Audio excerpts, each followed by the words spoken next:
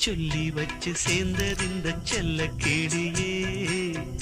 இந்த பூமியுள்ள காலம் மட்டும் வாழும் இந்த அன்பு கதையே முத்துமணியே பட்டு துணியே